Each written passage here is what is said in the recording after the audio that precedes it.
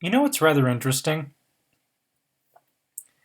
For the last roughly 10 years, I've been telling people that for a very quality product, both in the hardware and software side of computing, that they needed to buy a Mac. And I keep in mind this was 10 years ago, and in 10 years a lot can change, and a lot has changed. At the moment I'm running on an iMac. The one that I have specifically, the closest thing to it, is the one in the center of your screen, the 1299 model. So we add on to that the Zoom text software that I use for an additional $400.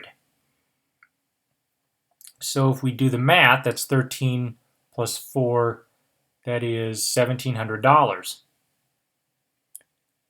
Interestingly enough, on the Windows side, let me just move my cursor out of the way here. On the Windows side, we have a system that's similar in specs. It's got a slightly bigger screen, a slightly bigger hard drive, but the same amount of RAM, but it's half the price. If you add that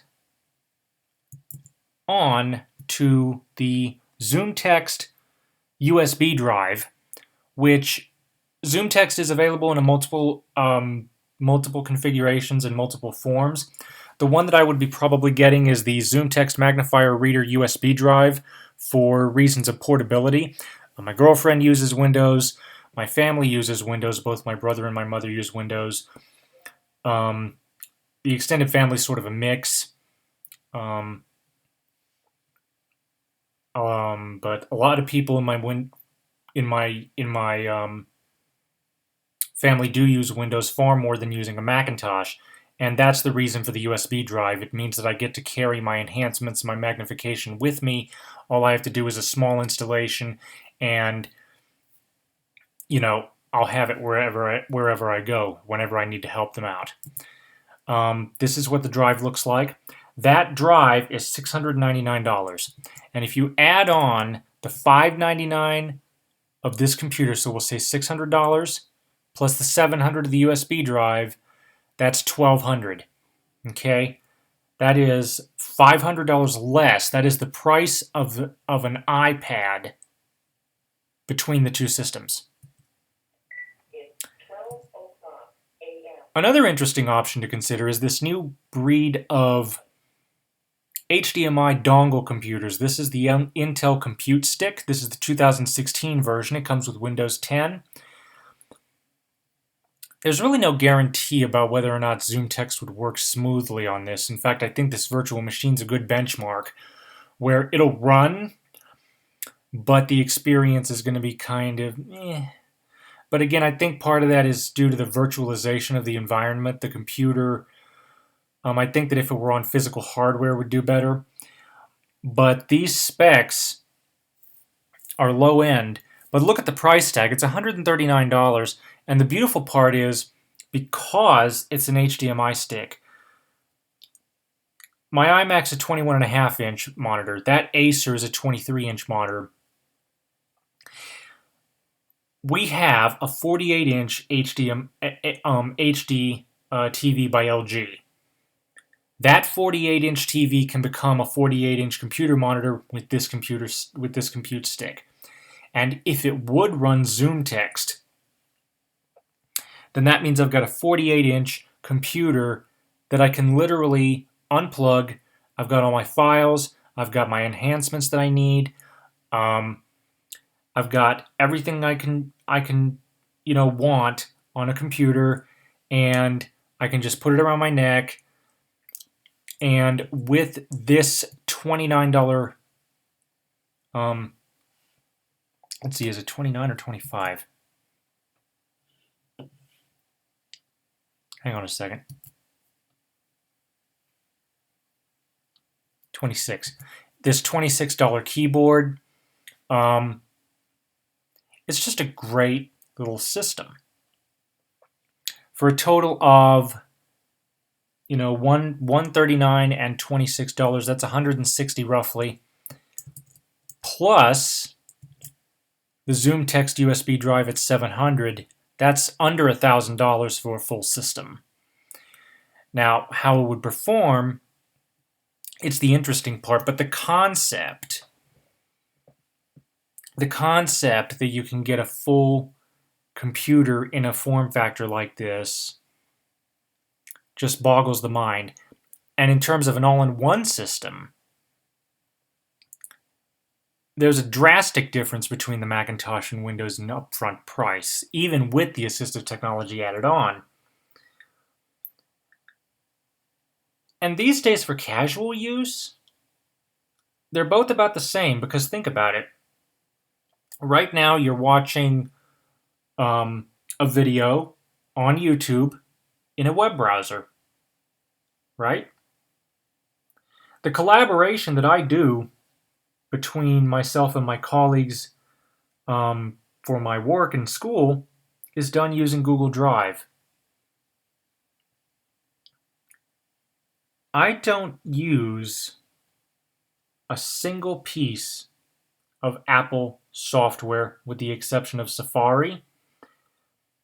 And to be honest, for a long while I used Firefox, and I might end up going back to it because I do like Firefox. I feel like the advantages OS X had over Windows have diminished, especially because of Windows 7 and Windows 10. Like I said before, I don't really use Apple's software all that much, but I do use Google's software, which is OS agnostic, and I use Office. Both of those I run every day. And when I'm not in front of my Mac, I find myself using Prime Music over iTunes.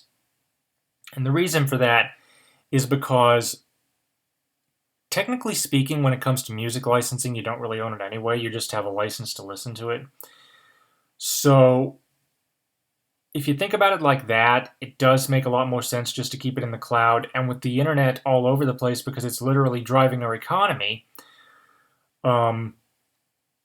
it's just easier to keep your music in the cloud. The other thing to remember is that all platforms are penetrable, no matter what. By simply going on the web, if you're not careful, antivirus can only get you so far.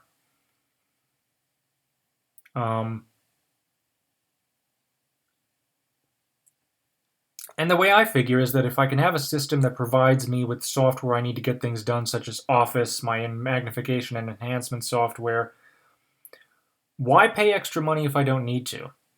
Compared to high school 10 years ago when I was in my graphics days, to be honest, I haven't touched iMovie in a very long time. I haven't touched GarageBand in over 10 years. I couldn't even navigate Final Cut Pro. Everything's just changed so much.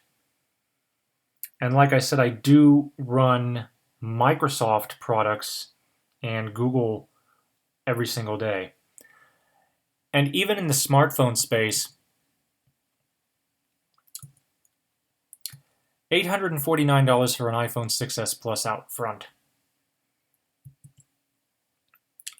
$549 for the same sort of device from Google. Now,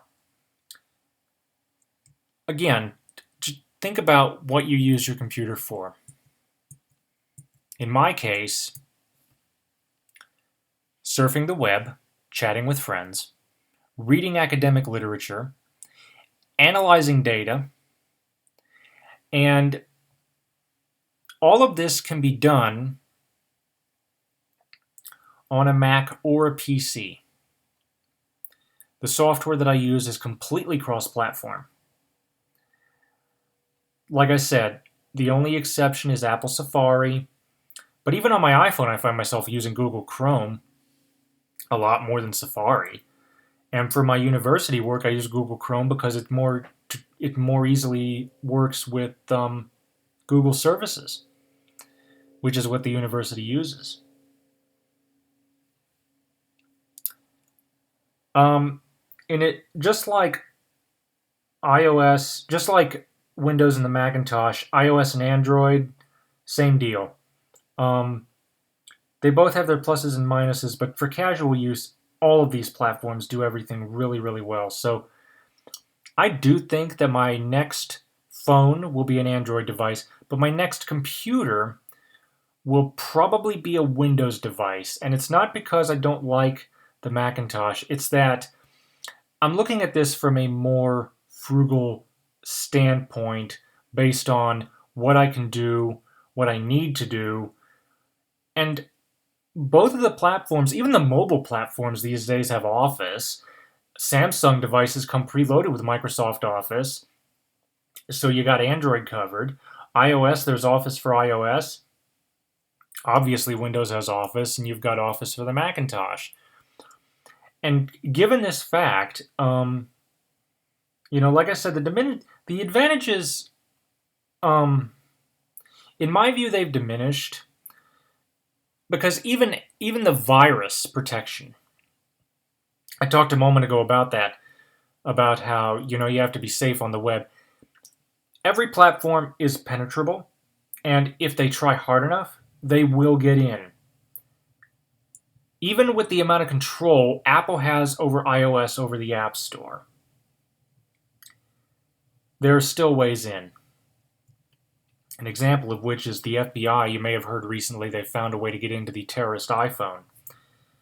Now, I must stress that I'm not trying to get political here. I'm just stating a fact. Okay? I'm not about to start a flame war over that. But the point is, if somebody wanted to try hard enough, they will get through.